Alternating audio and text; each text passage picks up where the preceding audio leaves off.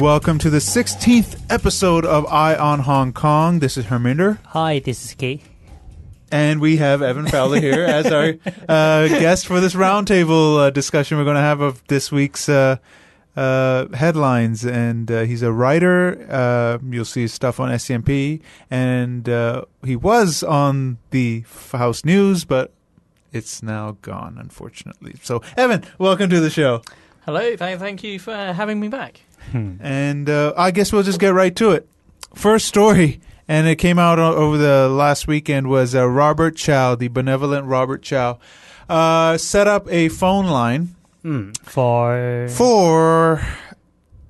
Well, no, let me rephrase that. He set up a snitch line for teachers, parents, schools. Sorry, that's my phone. Okay, $10. To basically call and snitch on whoever is going to be participating in the class boycott that's happening, I believe, next week. And when I heard that, I wanted to throw something at my TV when his mug was on screen. Yeah, the school boycott will happen on 22nd of September for a week.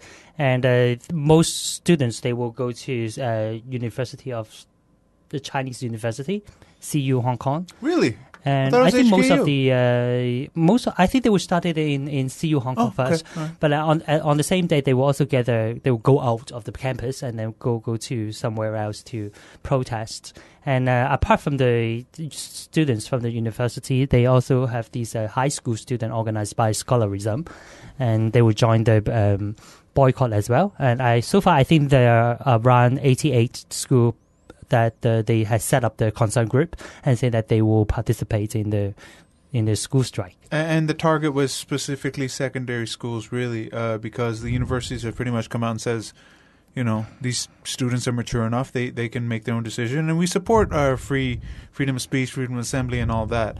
Robert Chow does not agree, of course, and he set up this phone line to snitch. You know, the Stasi, the East German Stasi, would have been so proud of him because this is the kind of crap they did then. So, Evan, what did you think when you saw that?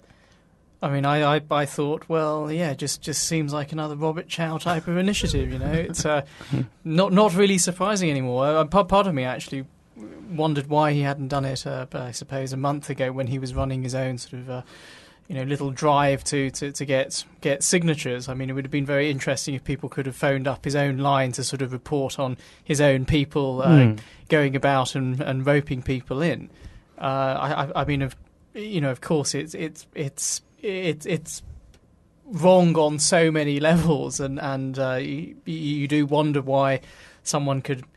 You know, not. It's not as though he's acting alone. It's not as though he suddenly, had this incredibly stupid idea. You know, he obviously spoke to people around him, saying, "What do you think about this?" And they obviously agreed. Yeah. So it's. Yeah, because I'm just quite stunned by it. The press conference happened, and it wasn't just him up there. It was a bunch of people part of the Alliance for Democracy and Peace, or whatever that group is called, and. It was I couldn't have been more disgusted, because whenever I see stuff like that, I think about horrible times in history, like the Stasi, like the Soviet Union, like the Nazis, like the early communists in China. This is the kind of stuff they did. Snitch on your neighbor. You know, if you see them doing something, bourgeois, snitch on them. If you suspect them of being a West German sympathizer, snitch on them. Half the things weren't even accurate. I mean, you could have called up and said Mickey Mouse. I think somebody did, but that Mickey Mouse was going to organize something, and they would probably write down the information. It was so upsetting to see, but I'm glad to report that the number's been suspended due to prank calls. How was the response from the citizens to this hotline? Everybody was pretty much outraged, as far as I could tell from I thought they received quite enthusiastic responses from the citizens. A lot of them called. Prank calls. Prank calls, yeah. No, there were a huge number of prank calls, actually. I'd heard stories of people giving the number for everything. Oh, let's establish a bank account with that number. Let's. Oh my! I mean, it was so silly, and I think it was just, it was also just very, very it was in its conception. It is very, very stupid, and I think certainly for someone who keeps using the word harmony, it's amazing. So having a snitch line, as you said, is supposed to sort of make Hong Kong more harmonious. I mean, it's snitch line in Hong Kong. I mean, this is the kind of stuff they escaped from in the 70s. The snitching on your neighbor. We think he's going against Mao Zedong thought, and now we got to shame him on the streets. They were running to Hong Kong to escape that kind of stuff, and now it's here from people like Robert Chow. But the funny thing is that they are trying to say that the students are like the red gods from the Cultural Revolution, and they should be bow downing and worshiping them, right? No? Why not? Why not? I mean, a white-haired guy. Yeah. I mean, first? There's first is the phone line. What's next? Big character posters on campus denouncing, people taking part. I mean, really, it could be. It was like something that started a cultural revolution. But I mean, it's quite amazing. Even this comparison with a young student activist in Hong Kong being like the Red Guard. So what exactly matters to the young students in Hong Kong? Things like academic freedom matters. The things like non-interference. That's also terrorism. Absolutely. According to Robert Chow. Yeah. So you're like going. So well, I don't recall the Red Guard being people who went around sort of saying we believe in academic freedom and we want less political interference. It seems to be sort of the wrong way. And I think really the students in some ways represent a very different people. I mean, I think the students are a postmodern society. Really probably the first postmodern generation in Hong Kong. And I think if we're to talk about the Red Guards, I think we probably should be looking at some of the old men who probably were Red Guards and still sort of came over and infiltrated Hong Kong before, who we've seen appearing, I think, at certain rallies recently. I think one of the good things that I can see from this snitch line is that people are very creative. And, I'll give it that. Hong Kong has some very creative. They make these secondary work and post it online. It's quite funny, actually. Like they say, you should call this line because you can pre-order the iPhone 6. That's right.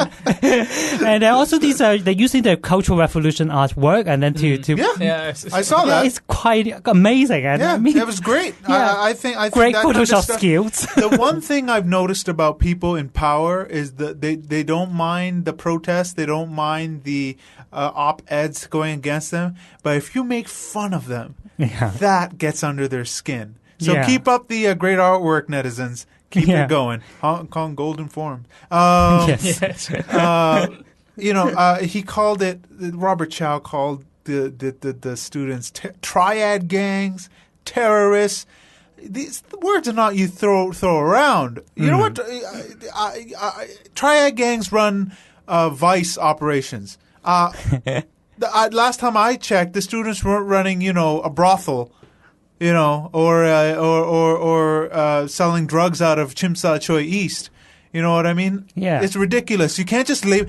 That's the problem with using the word terrorism. Now it's described to use anything almost, right? And it's just a blanket label of bad people equals terrorist. I think that they really like doing it. Like they call the netizen from the Golden Forum as hacker because they try to call their phone so many times. And I mean, how could they be hackers? I mean, they only call the lines and also calling these students as tribe members. They're also quite funny because what they're asking for is totally not something like run a brothel or something. They're not pressuring other people to do the same thing. They're not asking people to join scholarism under threat or undue influence. No, but it's interesting. Even that word, sort of terrorism. Of course, a terrorist is someone who oppresses you with terror, who uses fear, and if I could digress slightly and relate to something that happened to me actually the weekend before on the 31st, I was at Tamar observing as I always do, and I found it very interesting that there were comparatively less young people at Tamar on the 31st than I had anticipated, and I had certainly got messages in the morning from young people who were sort of saying they weren't going to go. And what I thought was very interesting was I had an intern with me who is in her sort of mid-20s, and elderly lady who was there at Tamar. She came over to the intern and she actually said, "Oh, aren't you scared?"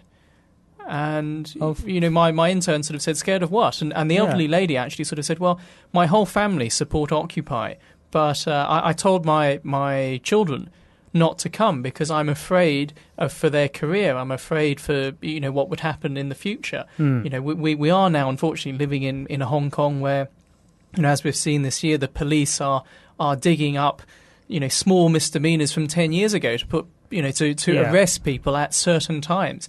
And she said her husband as well. She says, "I told my husband not to come because he has a job and I'm worried about his job."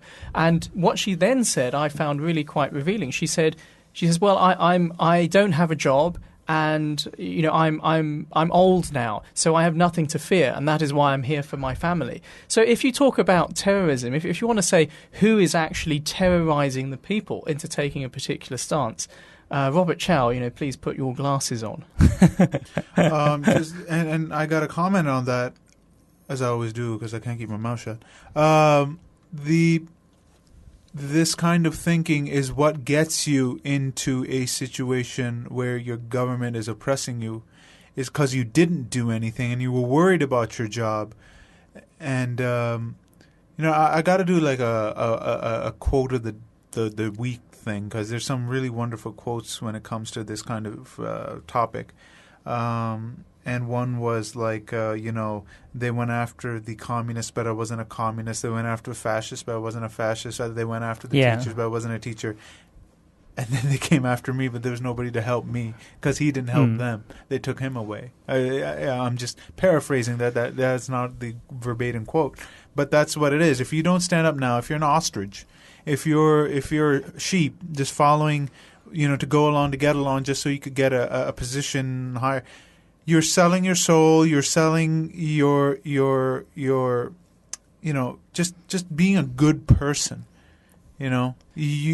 How, whether you believe in God or not, when you stand in front of God and God says, "So, explain to me why you didn't take a stand when you could have." What are you going to do?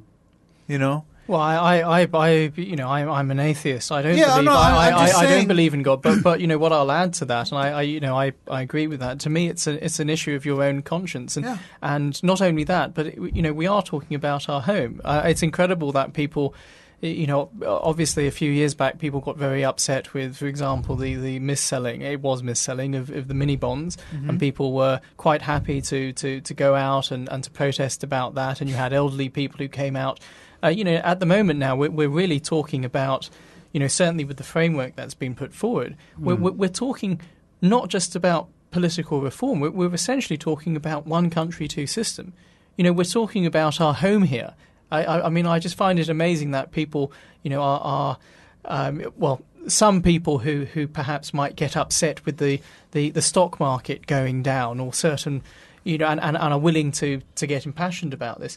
Now we're looking at a threat to our very home and our rights within this home, and not to to sort of sit back and be apathetic. I think just as you were saying, to in some ways say, well, okay, but I'm not going to say anything. I'm not going to get involved. I mean, to me, it's a deeply irresponsible thing. Had people said something in the 70s or 80s, we might not be in this situation, but the same mentality was then. Shut up, don't say anything. You can't change anything. You have no control over what these the supposed official gods that rule over us. You can't do anything about it by speaking out, which is wrong. I'm quite surprised that this week I talked with some people from the baby boomers. They're the baby boomers, and then they now they're 50 or something. They're all in this usually the the executive role in a company, or they have already settled down. Most of them I have talked to, they against the Occupy Central because surprise. I mean they actually the argument was that the baby boomers they have a lot of population in Hong Kong and they represent most Hong Kong people, they say, and then they say their value is that Hong Kong people are practical, and if you look at this reform and the framework that they put upon us, they said we can't change anything, we cannot do anything. Well, anyways, we got to move on to the next topic because we're running out of time. Just one last thing. This is what I think about Robert Chow. Mike Tyson said it best. So interesting that you come across like a knife. That was really a piece of shit. So we move on to the next topic. Pan Democrats said they will not take part of the second round of negotiations / public consultation. They said they didn't listen to us the first time. What's the point of going in there now? Look at the framework they gave us. They didn't listen to anybody. It was the only proposal that the current proposal follows is the FTU's proposal, and the FTU is like the Communist Party in my opinion. Here, okay, like if I had to just pick one to be them over the DAB, and I agree with them, but is that the right move? That they don't participate? Or should they just participate? What else can they do now, though? Occupy Central. Exactly. And I read from an Apple Daily today that it says basically the government, they said the government will actually have some even more stringent requirements for the election. They would not expand the nomination committee, and the second thing is that when these people in the members of the nominating committee, when they try to vote, then it will not be a secret vote. What's the source? Apple Daily. And who's their source? They say it's a rumor. It's from the government people. I don't know. So Apple Daily, is that the problem with them is that I can't. Wow, this is the only newspaper that pro-democracy. That's the problem. I need more voices. Well, I think in some ways, that's a very sad fact. For us not to get, dare I say, the China line, and it's not as though all the papers, are Global Times or China Daily, but for us to get something which isn't framed in support of China, that's the only option we have. And I think that also reflects very poorly on the state of the media here and freedom of press. And then pro-democracy, the Occupy Central supporters, about 20 of them shaved their heads in, as a sign, a visual of their quote unquote struggle for democracy, and that's one way of doing it. I think they really raised the bar very high because every time when these Occupy Central organizers they try to do something like the referendum, then Robert Chow, they will have to do something like the signature campaign. Right? Then now they shave their head. What Robert Chow can do? I think I would suggest that he can shave his pubic hair. I knew you were going to say that. That is the only way that you can win. That is the only way Robert Chow can win. And not wear pants for a month. But you're going to talk now. No, that's a horrible visual. No one can disagree. No one can disagree, but how do you one up the head shaving? I guess that is one way. Wax, that would be better. Wax. Show your man. And then, of course, we got Beijing always threatening. You got Professor Jiang Dinghui, Deputy Director at Shenzhen University Center for Basic Laws of Hong Kong and Macau, saying that Beijing could just, administratively rein in, quote unquote, Hong Kong if Occupy Central goes ahead. Basically, it's just saying that they'll just, bust some heads and take over the city one way or another.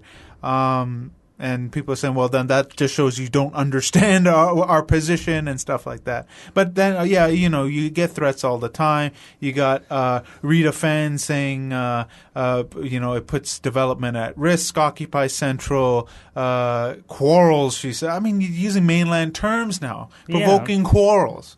I mean, they're saying that the Democrats don't want to sit down and negotiate. Where was the negotiation on their side, Evan? Well, I think I remember earlier this week I sat down with a friend who is certainly very sympathetic to the I guess the establishment, the pro-China position, and I remember he sort of said, well, this is the thing. I don't see why the Democrats don't come and negotiate. They should sort of show that they're willing to negotiate, and China would be happy to do that. And of course, I was sort of saying, well, but let's have a look at what your side have done. I mean, do you agree with the comments that Rita Fan has made? Do you agree with the behaviour of Robert Chow? I mean, if I was a pro-China. If I was pro-China and I went over and I signed up to Robert Chow's petition, then knowing the way how he actually ran it, knowing the way that you would have a rally and you would bring in people from the mainland, I would be very upset. If I was pro-China and I see, certain comments being made by Rita Fan, I would actually be very, very upset about that. And I would actually want to come out and sort of, show my willingness to negotiate by distancing myself from what is an almost absurdly hardline position. But we don't see that. And that's what I find very strange. And even when we look at our own government, I mean, our government surely should be the people who are trying to bring people together, to get people to negotiate. Are they doing that? Why is someone not coming out and calling out these people and saying, look, sorry, Rita, but you really don't represent anything now. I think. I mean, you seem to just. It's almost absurd. It's unfortunate that she's actually the only voting member from Hong Kong on the MPCSC. Yeah. Who voted her in? Why? The communists did. So she was appointed. It's democratic. No, it's democracy here. It's democracy with Chinese characteristics. Oh, yes, that's what it is. Which, of course, is an insult to the Chinese. Do you mean that whenever you say something like with Chinese characteristic, is that the opposite of the meaning? Like when love and care of Hong Kong, actually, they don't really love and they don't really care. Yes, it's 1984. Well, what's right is wrong, what's front is back, and all Newspeak. that. Newspeak, exactly. But it's not just people from the pro-establishment. We got, former members of the colonial era, other than Chris Patten, coming out with their opinion, and this was interesting. Former Chief Secretary of the colonial government, David Akers-Jones, had an interview with the South China Morning Post, and he called the tyranny of the minority that could derail political reform. And his position was that he considered the framework reasonable, quote unquote.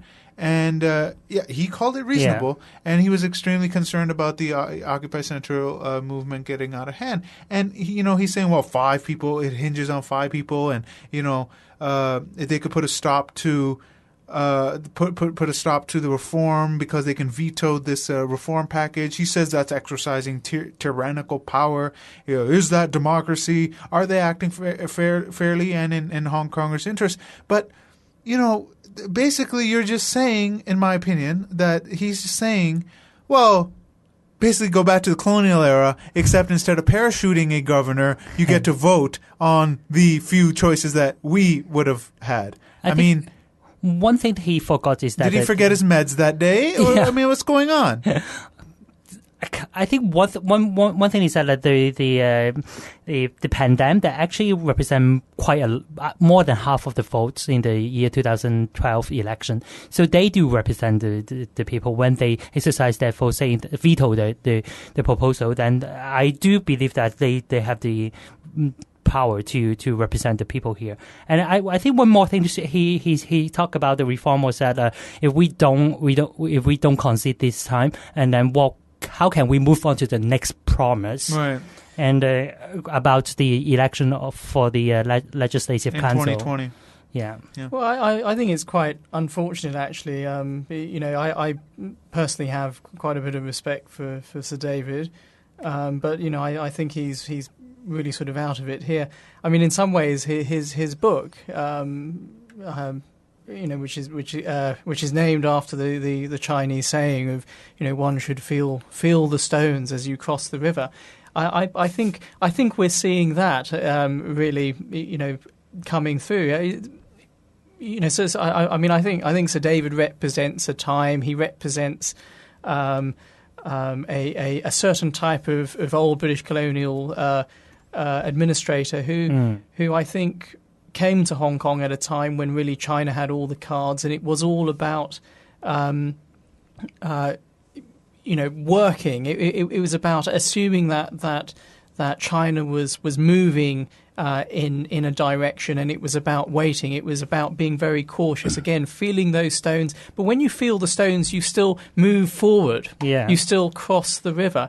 And I think what's a bit worrying now is I think, first of all, I don't think Sir David really sort of understands how different Hong Kong is, how different the people are now. I really think, in his comments, he's shown that he's very out of touch with the young here. He's out of touch with how people understand Hong Kong. It's not about politics. It's not about, I think for the vast majority of people, it's not about the ideals of democracy. It's actually about just having a government that can address the very real problems that we have at the moment. The vast majority of people in Hong Kong, and it's not that they're racist or anti-Chinese, for example, are very upset with the number of mainlanders that are coming, that are having an impact on their actual daily life. And I think they give us jobs. Well, they fill the pockets of a very small elite here, and I think for a lot of people, again, it's not these high ideals. It's actually just about having a government that can do that. With respect to Sir David, I think he's lost the plot slightly there. Yeah, I also feel that these ex-colonial staff, they also lost the touch of the people here in the way that. Except Chris Patten. Yeah, except him. Except but he was a very different animal. Yes, Patten was a politician. Yes, when he came, legitimate one, not just a. The reason why people still love Chris Patten is that we really feel like he speak up for us. He will stand up for us. Still. And even now, he will do the same. And that's why he's always popular. Even last year he came back and people still chasing after the car. And but these colonial, ex-colonial staff, and it seems that they never ever understand Hong Kong people, and then they just sitting in the office and doing their own stuff. Well, I think we have to be careful. I mean, Sir David was, he had a very, very close relationship with he was a district officer, and he did have close relationships with the people. At that time.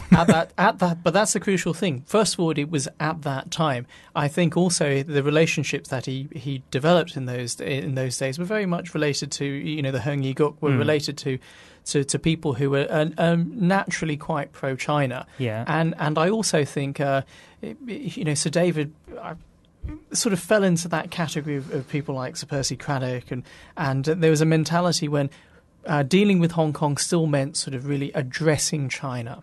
And I think that's changed. And I think the big thing which Patten brought in when he came was, of course, we've got to remember when Patten first came here, he was being told by people like Sir David that, Hong Kong people, yes, there are a few Democrats, but the Hong Kong people generally are, we've heard this before, pragmatic. They care about having a job. And what Patten did was he said, okay, you're telling me this. The Democrats are telling me something else. So he said, well, let me go and walk on the streets and ask people and find out. And, he did in some ways what a politician did. Literally went on the streets. He went on the streets, and hint, some of our government now do that. I'm not talking about, organised trips to schools. I mean, just going and talking to people. And what he found, of course, was that, the vast majority of people in Hong Kong were actually pro-democracy. What he was being told by his own, by the Foreign Office, by people in his own government, and of course by many of the business tycoons was frankly not true. So I think he was a politician. I think that's what people admired. Well, in terms of David Akers-Jones, I think he needs to change his meds. And then we have the U.S. National Security Advisor Susan Rice jumping on a broomstick coming into China, and they're just discussing the usual formalities. But of course, Hong Kong did come up, and this is what was said. Hong Kong did come up, and it was important for us to raise universal suffrage. For us, that means one man, one vote. Pressed further, another U.S. official said the ability for people of Hong Kong to choose their leadership based on the will of voters is fundamentally what we're looking for. One step is what was announced, and there's further to go, and that was out of the Washington Post. So basically, the U.S. government's position is pro-China. Pro-China, because they're saying that so long as you have one man, one vote, that is democracy. Well, then why? It's also pro-Tehran. That's my point. Why does the U.S. rip on Iran all day for their structure and North Korea? Because that's what it's based on. That I see no difference really. They have voting. Kim Jong-un gets 99% of the votes, and Iran, well, they kind of have slightly different people on, but still, it's still appointed by the Ayatollah. And that's what's happening here. So I don't understand the hypocrisy of the statement. Well, I when I first I do understand. I'm just trying to. It's a rhetorical question. I suppose when I first read the statement, really hate to say this, but the first thing that popped into my mind was they're not very well informed, are they? No, they're informed. I think. I just think they're just trying to. But I mean, it seemed very surprising that they would focus on. Even the statement in itself. I mean, I don't think they were trying to sort of back China as such. I mean, I think in some ways they were sort of posturing and sort of saying, we are at least raising this with the Chinese. But I think the statement in itself was surprisingly.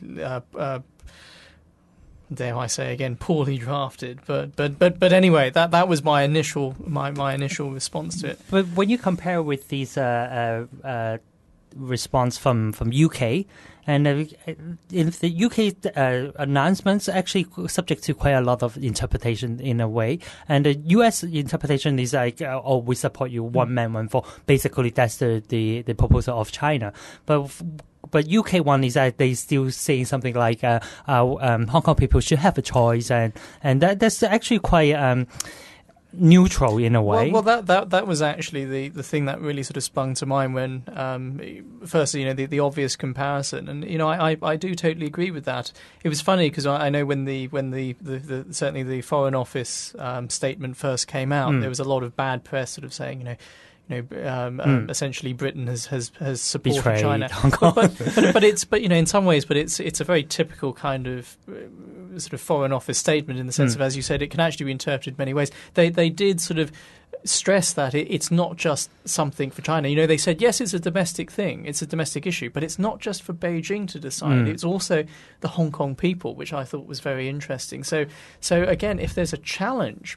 If there's a very clear challenge that from the Hong Kong people, that statement, of course, has a very different interpretation, and that's what I was kind of hoping that we would see from the US as well. I think a statement that would have perhaps given them more leeway. It would be more open to interpretation. Well, when China owns trillions of dollars of your debt, you're not going to say too much.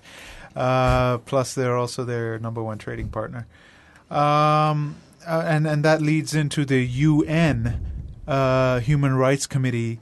They'll be coming into Hong Kong to basically gauge the entire the democracy movement is this genuine democracy? What do people think? La la la.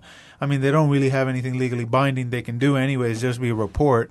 I guess it's better than nothing. And then also coming to the religious level now is that the Apple Daily today also reported that the Catholic Church in the the Vatican. Yeah, the Vatican. They say they actually last Monday the Hong Kong Church they want to publish something to support the democracy, and then they asked them Hong Kong Catholic Church. The Hong Kong Church, right? And then the Vatican say stop now, don't do it because they're having to deal with China now. That's and it's Apple Daily. Their source is unnamed and I whether true or not, we're not sure, but I can see that maybe happening because then you got the Anglican Church of Hong Kong telling its students of the schools they run do not. You will be penalized for your class boycotts, where the Catholic Church has a completely opposite view on that. And of course, we have to also point out that the leader of the Anglican Church is a member of the CPPCC, so that's not really surprising that they're taking that opposite stance. And very interesting, the church standing up for the Chinese Communist Party. But after all, I think with due respect to all the faithful, I mean the church is. The church is a political body. So, well, then it's interesting that the Anglican Church takes this stand, but the Catholic Church has been very pro-democracy for a long time. It's not just something that sprung up overnight, and I commend them for that. I think that's a role of a church is to, I don't think they should not be speaking out on issues of politics. You can't have your separation of church and state, definitely. But I don't think it's anything wrong with speaking out on it. But to stop people from taking part of it, because we say so, we're the church. I'd actually disagree with that. I think historically, the Catholic Church has actually been very much a force against democracy. I know that. I'm just saying in this city. Oh, in this city, yeah. Pretty pro-democracy. But I think it's been led by one especially outspoken cardinal. Cardinal Zen. So in some ways, it's I suppose it's a little bit like in South America when the church itself, really tried to distance itself from what I think was. Members of its faith, individual members of its faith, especially sort of Jesuits, who actually came out and spoke on behalf of, their people and the people they actually saw on a day-to-day basis. So I don't know. I would be reluctant to sort of say the church officially has been very supportive. I think Cardinal Zen. Has I think with Cardinal Zen taking the forefront of it, most of I say pretty much all of the Catholic churches and their flock and everything, they've followed this line of going pro-democracy as well. Interesting, Donald Jung was a Catholic. And now we don't see him anywhere. You missed him so much. No, I don't miss him. It's just that why is he in the doghouse? Will somebody explain to me why he's in the doghouse? And history, of course, has the church, and any religious institution being mostly on the bad side. But there have been some good instances, and we can't just say that the blanket that it's bad. During the. I'm not saying that. I'm just saying I think their response at the moment, in some ways, shouldn't really come as a surprise. My feeling certainly is that many Catholics in Hong Kong actually seem to be very sort of pro-democracy, and they're leaning again the leanings of many people who I think are who have a faith or who share that faith. Quite often are not necessarily represented by the Vatican. I mean, I think the Vatican has to deal in a different way. So I think that really was my point. I just want to put in a historical, maybe it can be applied here. Is that when the Americans and the British were fighting in 1700s. The clergy was actually some of the people that actually were at the forefront of trying to gain independence from the the British monarch to have its own country, and the British called them the black. Like the black clergy, the black soldiers, the black cloth, like they were so feared because they were in there trying to show people that, we're not gaining freedom. They were being taxed. Well, and all I that. think I think it's good that some of them do get into the forefront of things such as freedom. Well, I think the recent. Certainly, the recent historical research of Maya Jasanoff, the American historian, who is really sort of tried to touch on something which certain historians had in the past been reluctant to do, and look at that time. She actually talks about the war as being essentially a war between people who believed democracy took two very different forms. So I don't think it was that clear cut. But and I think also there was a lot of baggage before, certainly in England. Certainly, people were escaping this stuff, and it just came right there. Yeah. But I think we really have to sort of focus on what's happening in Hong Kong and the roles. I think the role of my main point is I think the role of the church as a large institution is very different to in Hong Kong is very different to the role of faith, I think, in the pro-democracy movement. No, good. I don't know. I'm a Catholic, but I thought it was just a socialized place for people to to get the milk powder and do business there. I don't know much about the religion. So we can move on to the next part. Yeah, I don't know how to respond to that. But I will say this: I wish the Sikh Temple, I'm a Sikh. I wish they would take a stand. But they seem to be very apolitical when it comes to anything involving Hong Kong. It's their position seems to be shut up, mind your own business, keep your head down. This isn't really your city. You can't make it part your own, and blah blah blah. And that makes me sick. And but that's a surprising attitude. This is not your city. You should turn around and say, "Well, what city is?" Well, basically that you're just in transit kind of thing. You're just here to make money and get out. Yeah, well, it sounds like the type of expatriates China want. We want internationalism. We want an international city. That means people who come here treat Hong Kong, if I can use the word, like a whore. Yeah, yes, basically yes, and leave and don't care. But if you start thinking that it's your home and you start caring about the community here, then it's foreign interference, and we don't like that. So a strange line. Never understand that line. Oh, so what am I, foreign interference? No, I thought. No, seriously. Well, so I should stop selling the opium? No. All right. We'll move on to Moodys. Moodys says that, and a few banks have said this, that Occupy Central will damage Hong Kong, and then we have to take down your AA1 rating and all this, blah, blah, blah. Now, my point is going to be, why didn't you do that to New York when Occupy Wall Street happened?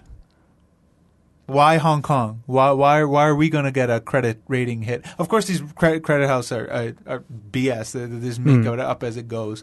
Why didn't you do that for New York? New York's still standing. I don't see buildings set on fire, people, pillaging in the streets or anything like that. Nothing like that happened. It's, cops came in, busted some heads, and that was the end of that. No, I have no idea what this kind of rating for, actually. Like I said, make it up as it goes. It's very important. I mean, it's all about how well we were able to borrow. I mean, I think that's the fact is economy is essentially run on borrowed money, and unfortunately, unfortunately, it's good, but I think it's probably gone out of hand. I think that's what you mean, but. But I mean, the interesting thing here is that these ratings, we've got to remember, are not tied to people. It's not tied to what people want or happiness or the sense of belonging or a home or a community. These ratings are purely tied on stability. I mean, you can be living in North Korea, and they would come in, and if the people of North Korea sort of stood up and sort of said, we've got a bit of an issue like that, and we want to see some sort of change. They would come in and they would downgrade the credit rating. It's a mark of stability. It's nothing more than that, and I think we should. But it's sickening that they're kind of threatening Hong Kong with it. Well, basically, I think they threaten anything where they see the potential for a change in the business environment. I mean, one thing which I found most enlightening in some ways was the week before the 31st, the week before the framework was revealed. The dean of Tsinghua University's law school came out and I don't remember the quote, but I can paraphrase what he said. He said, "We can't allow universal suffrage, real universal suffrage, to happen in Hong Kong, because universal suffrage would lead to the redistribution of wealth, and we need to make to make sure, that we support the interests of our pro-Beijing tycoons." Of course, if that's the case, then even he's making clear that the framework that's been put forward isn't universal suffrage, even from the understanding of Beijing. I'm assuming he's speaking, as a Beijing academic. So I assume, therefore, what's been put forward isn't universal suffrage with Chinese characteristics. And of course, it brings into this whole thing about, who's Hong Kong being run for? That's an interesting question. I'm quite not even a little bit surprised that these pro-Peking people or the Chinese officials, they become more and more honest nowadays, and they just speak whatever they like to speak, and to tell us that you are under us. I like that they're frank. I mean, I wish they were always frank like that. Well, if we look at the framework, I mean, the thing I found most irritating actually about what's been proposed isn't necessarily how hard line it was. Obviously we're upset about that, but it was the fact that they dressed it in a language which they seem to sort of indicate this is what the Hong Kong people want, and we have listened to them, and there's been a consultation. No, there hasn't really. So I agree. In some ways, of course, people have come out and sort of said, "Oh, well, at least China is now showing their hand." They are showing their hand, but if you're going to show your hand, don't dress it up. Just sort of say this is the relationship. Don't tell us, "Oh, after consulting you and listening to you, and this represents what you really want." No, if you're going to come and be a dictator, dictate, but don't come and tell me I'm dictating to you and this is what you want anyway. Don't do that. Don't put words in our mouth. Yeah, I want that framework like I want a boa constrictor around me. It's again, like I said, it's the best of times. Well, you said this. Sorry, this says the best of times. It's the worst of times to be in Hong Kong. Oh, I still think it's damn exciting to be here, to be part of history like this. A lot of people have been saying, well, I see no future in Hong Kong. Flee. The problem with that is, where do you flee? Hong Kong has some extremely unique benefits to it that you will not see in any other country, like our low tax regime, our no capital gains tax, no sales tax. Stuff like this is not available in pretty much anywhere in the world. This is a very friendly business environment, especially for small business, unless you're trying to open a shop on the street. Other than that, still comparatively, cost of business is low compared to other countries. I mean, if you're a professional, then of course you can flee to another country. Most likely you will find a job in your field. That's fine. But that's what a lot of people experienced during the late 80s and 90s. They went to Canada, they went to United States, they went to UK and all that. Once they were there, they're like, crap, we can't make money here. And then that's why you saw the children and the wife in Canada or wherever they are, and the father was still here working, and some of them have just all moved back here. That's why people should fight for having the best deal for this city instead of fleeing. No, but I think a lot of the people actually left because there was a real sense of insecurity. Oh yeah, I know Tiananmen and all that. Yes, definitely. So I think it was more a case of we go there for a period of time in order to get not as we're being told now. Oh, they're getting dual nationality and they're being horrible foreign influence. No, they went there for a sense of security. But I mean, it's funny you bring up this thing about fleeing Hong Kong and leaving Hong Kong. I personally have the right of abode in the UK, but I would not take up that option. And the reason why I would not take up that option is because the UK is not my home, and Hong Kong, it's not about the business environment. The business environment can get as bad as it can. Hong Kong can get as bad as it possibly could, but I would not leave. If I left, I would literally leave as a refugee. If I had to, I would leave. Agree. I would leave, as basically seeking asylum. If I obviously if someone came over and threatened my family, then that would be a consideration. But to me as well, I mean, I think you have a generation of people who have been brought up who are no longer immigrants, for whom it's home. When we speak to people, it's not just a place, it's actually a series of relationships. We have a relationship with the streets, we have memories there, but we also have relationships with people. I can't imagine leaving those people. To me, that would be a horrendously selfish thing.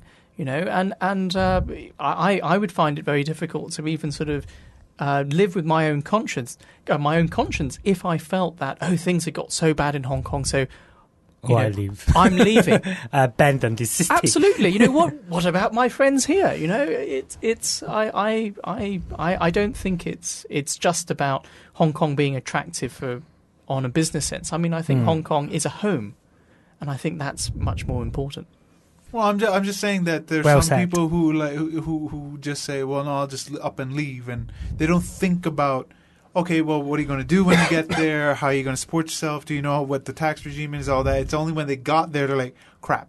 That's what happens. So think it through if you're going to leave. But the best thing you can do is actually stay, fight for your home. I mean, these some people, they already have left and they went to some other countries before, and then most of them, quite a lot of them came back Hong Kong in after 1997 as well. And I'm one of them. Okay, you're one of them. I am one of them. I mean, one thing that you guys have realized is that Hong Kong is always the place that you can come back, and then this is the place that last time we didn't really fight, and then some people, they leave, and then this time you guys come back, and then please stay and fight with us. I was too young to fight, and the only reason we left was because of Tiananmen Square. If it wasn't for that, I probably would have stuck around, saying, "Oh, we'll see what happens with the basic." Well, my great grandmother is buried here, so if I leave, I'm leaving many generations of my family here, and I'm not going to allow them to be desecrated by what's happening. And I also feel it was very interesting. I was on Al Jazeera earlier this week, and Victor Gao in Beijing.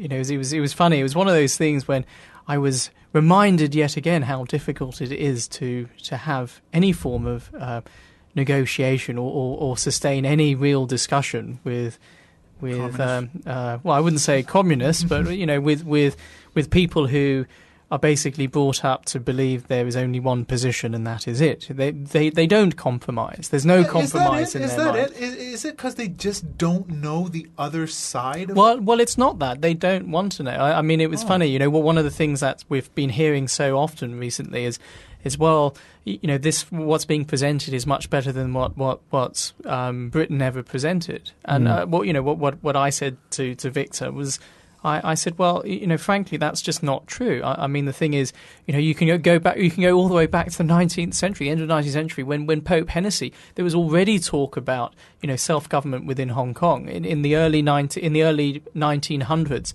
Britain was in a position, even if it was driven, a lot of it was driven by, economics and things, to change, to go from colonial status, which meant essentially direct rule from London, to Dominion status, which meant giving self-government. And the people who constantly objected to that was actually China. In 1949, again, when the communists took over, Britain again raised this issue, sort of saying, we're prepared to hand back Hong Kong, or we would like, this is our wish, to actually transfer it to Dominion status to establish a government for the Hong Kong people. China objected. In actual fact, China's response to that was, we will only take back a colony. So Hong Kong remaining as the last British colony, what wasn't because Britain was holding on to some sort of colonial empire. It was actually, because it was China's wish. Coming back to Sir David. Sir David knows this. I find it very surprising that he, if he's going to come out and make a statement, why does he not correct these inaccuracies? But then why in the UN in the 1976, and then they take out Hong Kong from the colonial list, and then it was supported by PRC at that time, and British was the one, UK was the one who objected to this motion or decision. Then it seems that it contradicts to what you said. Right. Oh well, I mean, there were several phases. I mean, there was that phase in 1949. Mark Young, after World War II, wanted it, and the British said no. Well, he was too sick, but still, it's not like they resurrected his plan; they killed it to give it, and that was the British. But I'm certainly not coming over and saying. The British colonial administration, as a communist party recently sort of said, is the biggest pro-democracy force in Hong Kong. Well, they did say that. It was the Chinese Communist Party is the biggest pro-democracy party in Hong Kong. All I'm saying is that it's very unfair to sort of come out now and present what's being presented in the context of what is quite clearly a skewed narrative. I see. And I think there's certainly issues there. Final question, and this is to you, Evan. Any word on House News or anything new since its closure? Anything on Tony? Not really. I think it's closed. It's over, finished, done. Yeah. All right. And what are you working on now? What's in your future? I wrote, and I have a lot of little things on. At the moment, I suppose my thing I'm quite excited about is hopefully in November we'll be launching a online archive of Hong Kong's identity. It's funny, I'm speaking a lot of politics now. Politics is not the thing I would particularly want to get drawn into. You don't have a choice in this city anymore. But that's right. I think if you care about this city, I mean, it's ridiculous. You sit here and you write about Cantonese, or you write about what's happening on the streets in Hong Kong, and suddenly you get labelled politics. I'm not political. They have made what I care about political, which I think is very poor. And anyway, so in November, there's going to be a website that will be launched for Hong Kong people to actually document specific aspects of their identity. And this website will actually compile all of this as a record. So, I mean, the idea really is, I hope, first of all, by having such a resource, we can understand that the Hong Kong identity isn't just this very reactionary identity that we're getting from certain sectors in Hong Kong that feel threatened by China. I mean, I think we have to understand that Hong Kong's identity is actually quite varied. We have a different identity in Yuen Long as opposed to in Hong Kong Island or in Sha Tin or Sai Kung. And I hope it helps people to understand that our identity should be inclusive, not exclusive, and which would be part of our way of, I think, a good way to really address the antagonism between Hong Kong people and people from the mainland. Secondly, there is a polarization in politics. I think, what better way? What is Regina Ip and Anson Chan? What can they sit down and come together over? What can James Tien and Martin Lee come together over? They are all Hengongyan. And I think, it would be a way, hopefully, to just try and pull that together and say, regardless of what your political leanings are, at the end of the day, we are Hengongyan, and this is our home, and that makes us a bit different. And hopefully there, just as Victor Gao said on this interview, he said, well, I'm a Hong Kong person too. I have residency in Hong Kong. It's not about residency. It's not about your right. It's about, where is your home? With respect, Victor, your home is Beijing. I would have no right to go to Beijing and shape Beijing as I wish it shaped, and say, Beijing is my home because I have the right to live there or the right to go there. You go somewhere and you respect the people there. And I think it would be a way to really pull, if we talk about patriots, not only patriots to Beijing, but people who care and are patriots to Hong Kong, to pull them together. So I'm hoping this archive is able to do both of those things. And any Facebook, Twitter, or any website to plug? Unfortunately not. I'm aware that I have, I think, a Facebook. I think some fans actually set up a Facebook page for me. But I have to admit, I'm very lucky. I have some people who can who sort of help on that side. I'm not quite computer illiterate, but I'm not particularly good. My parents got me tennis rackets when I was young, not a family computer. No problem. We'll continue to follow you. You have columns in occasional writing in SCMP and China Daily. Occasionally China Daily. Occasionally, and as long as it's not anything too sensitive. When the website drops, does anyone read China Daily? That's the thing. I'm writing on the assumption that no one actually reads it. Well, that shouldn't say people that. read China Daily. That they read Wen Wei Po or Ta Kung Pao, right? When the website drops, please let us know, and of course we will love to bring you back on to discuss it. Will do. Actually, maybe one thing I can plug. Sure. I can't remember the date now, but around the early November, there's going to be, I think, a small event at Chinese U, small little conference. So I'll be talking there about identity and about a lot of the things that I've been doing. Since 2007, I've been interviewing 16 families in Hong Kong, and I've got quite a good record of seeing how people. And this is from all walks of life, seeing how their life has actually changed over time. Is there a website? There isn't. That's part of what I've been told this year. They were sort of saying, look, you need to try, you need to understand to have some sort of structure. Exactly. To this. We just need to link to your stuff. But no problem. Thank you for coming on the show. Thank you. Of course, we will definitely have you back on again. Yeah. And before we leave, we have to give our Shame on You award. Yes. And this week, I nominate Robert Chow. Finally. It's just you just cannot avoid it this week, and we have a lot of people outside the studio giving a thumbs up. Yeah. And who else could you give it to? He's the star this week. That telephone, that snitch line was just, that really made me upset. So unless you have another suggestion, can we give it to Robert Chow?